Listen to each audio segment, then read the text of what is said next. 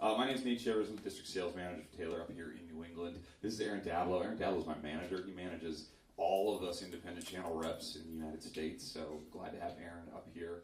I really look forward to this particular show because I love this store. I love this town. Dan and Mitch are amazing people to deal with. Just forget business, just as friends, really. It's really awesome. All right, let's start our talk on body shapes. Aaron's going to play some guitar for you tonight. We're going to play all these guitars through a microphone with no EQ. The EQs are flat on everything, so what you hear should be as close to a representation of if we put your head right here as we can get you. It's a simple microphone that's used all over the world through a very simple PA system with no tricks. We're going to play simple stuff generally. We're not going to try and be Doyle Dykes here tonight because we want you to hear the guitars with stuff that everybody knows and that you've played yourself before. The naming system, the third number in our three-digit name, is always going to tell you what shape your guitar is. So if that third number is a 0, it's a dreadnought. All series. 100 series Dakota. K20 is a dreadnought. A 110 is a dreadnought. 2 is always going to be your grand concerts. 4 is your grand auditoriums. That's the most commonly sold Taylor. If you don't know what to start at, find something that ends in a 4 and start there, because that's kind of the middle ground. 6 is your grand symphony. That's your big, bold strummer. And then 8 is the new one. That's your grand orchestra. That's the dreadnought. You guys know the dreadnought? Pretty famous shape in the acoustic guitar world, right?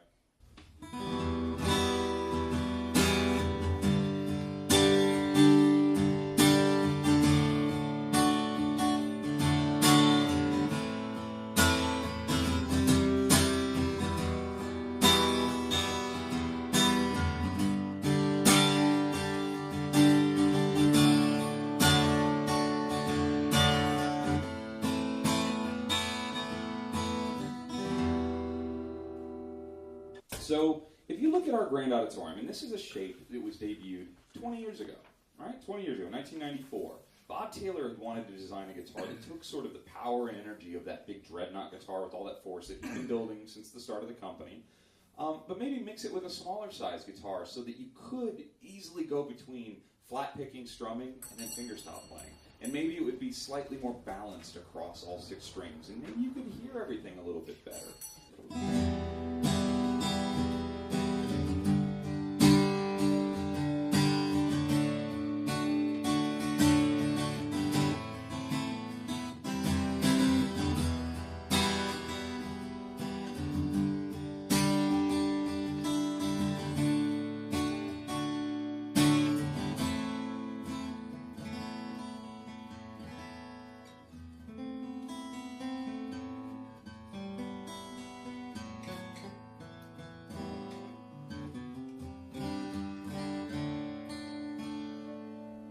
Years following the Grand Auditorium, and it really took off. A lot of artists started playing it. You started seeing it on stage all over the place. It became a big-time guitar in Nashville and in pop music and rock and roll.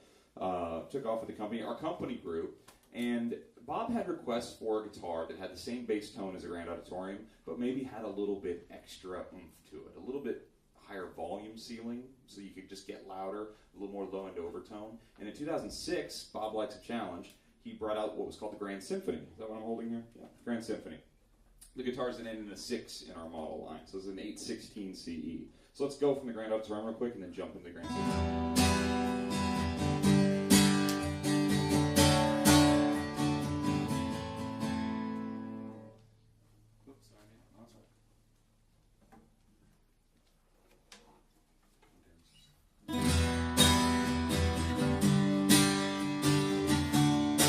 Open up.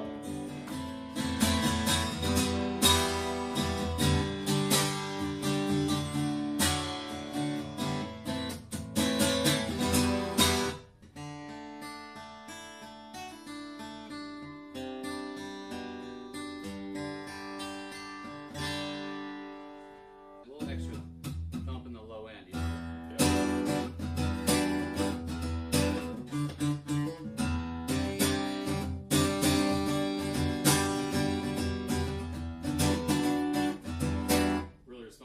Super open chords, like crazy stuff.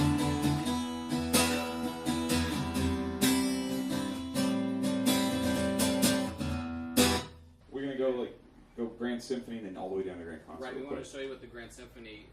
The deal with the Grand Concert is, and after we show people this guitar, it's not always. It's proof that it's not always the biggest guitar that wins. It depends on what style of player you are and what environment you're playing in. See which one's loud.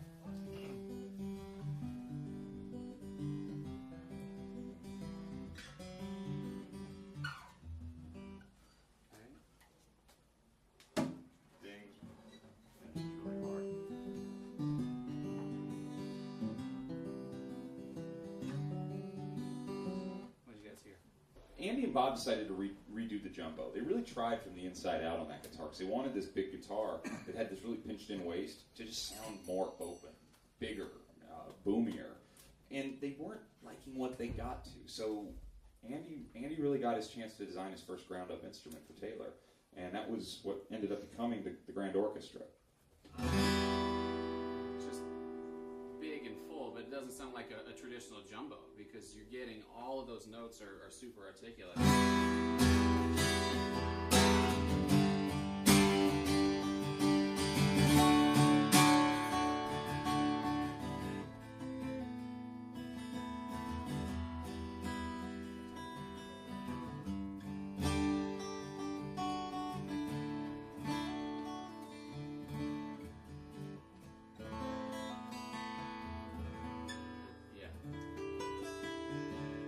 And then it works really well with this sort of,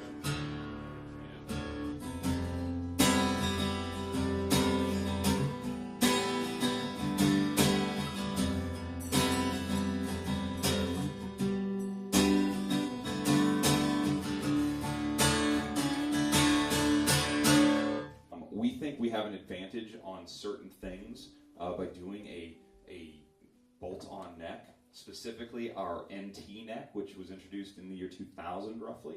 A guy brought me a guitar last night that was a 2002 810E that just had way too much action. His guitar had shifted. He had an NT neck. They fixed it in the store. They pulled the neck off the guitar, changed these awesome laser cut shims out of these two pockets, fixed the neck angle, put it back together. The guy was blown away. He had no idea that we could do that. If this neck was glued onto that guitar in a dovetail joint fashion, you would have to pull a fret out of your guitar, drill holes in your guitar, steam that glued joint apart. It's like brain surgery. You would be shimming and shaving, and hopefully whoever's doing it's good at it and gets it right. It oftentimes takes weeks and weeks to get your guitar back, and it's expensive to do. We've eliminated that. This year, we brought out a new model called a T5Z, and Z stands for... Zebra. We don't know. It's a Z. We needed a letter so you'd know it's the smaller one, right? So we used a Z. T5Z. The body's smaller. It's like more the size of like a Les Paul or a Sparkle Jet or something. It's a smaller, more comfortable, compact, electric-style guitar body. So like Nate said, T for thin line, 5 for five-way switch. And there's a combination of basically 3 pickups, like Nate said, an exposed humbucker and a bridge position. So think about that, like 57 Les Paul bridge position, what you would play there. There's a kind of a single coil underneath the neck here, and then there's a body sensor here, like in our Expression System 1. You guys can hear that? Mm-hmm. So the first position up front, if you're starting this way, is all acoustic. If you guys close your eyes, you would kind of say, okay, that's an acoustic guitar plugged in through a PA, you know?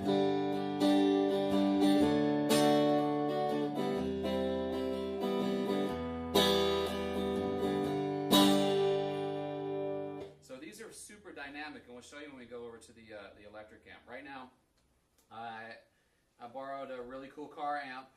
Dan's got some cool gear here for sure, and a couple of these JHS pedals. So I'm just running a delay and a distortion through the electric amp. You ever if you put some overdrive on it. When I first started doing these, everybody was like, "Wait, that's a Taylor?" Yeah, it does that too. So.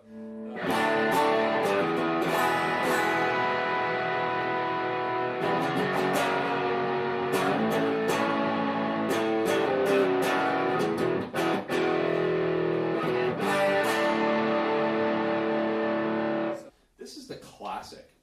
This guy is a mahogany top on a Spelly back and sides, stripped down. We get rid of all that binding, all that fancy stuff, and it's just the guitar and some really nice satin finished wood. But the cool thing is all the electronics are the same. It does all those same sounds, but you save a bunch of money because we don't have to spend all day putting the ledging around it.